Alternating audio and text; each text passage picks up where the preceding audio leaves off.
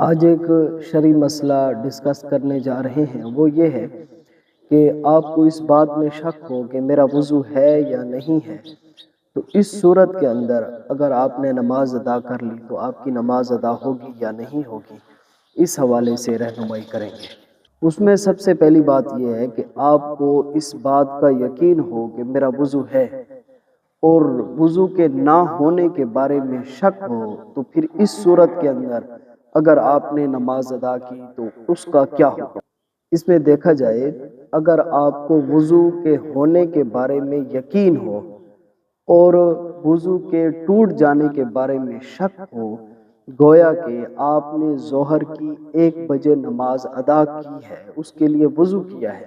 اس کے بعد آپ 4 بجے یہ گمان کر رہے ہیں، آپ کو شک ہے کہ میرا وضو ٹوٹا ہے یا نہیں ہے، تو اس حوالے سے ایک طرف یقین ہے، دوسری طرف شک ہے، تو اس صورت کے اندر یقین جو ہے وہ قوی ہوگا اور آپ کا وضو جو ہے وہ 100% جو ہے وہ درست ہوگا، اور اس کے ساتھ آپ نماز جو ہے وہ ادا کر سکتے ہیں، کیونکہ ایک طرف یقین ہے، دوسری طرف شک ہے،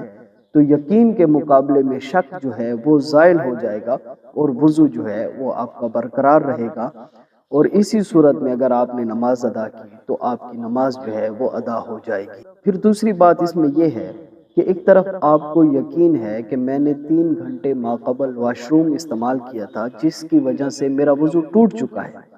اور شک یہ پیدا ہو رہا ہے کہ شاید کہ میں نے وضو کیا ہوگا، اس صورت میں اگر آپ نے نماز ادا کر لی تو آپ کی نماز ادا نہیں ہوگی، اس لیے کہ آپ کو وضو کے ٹوٹنے کے بارے میں یقین ہے اور وضو کے ہونے کے بارے میں شک ہے، تو یہاں پر بھی شک جو ہے وہ زائل ہو جائے گا اور آپ کا وضو نہیں ہوگا، اور آپ کو دوبارہ وضو جو ہے وہ کرنا پڑے گا۔ اللہ تعالیٰ سے دعا ہے کہ اللہ تعالیٰ ہمیں عمل کرنے کی توفیق عطا فرمائے۔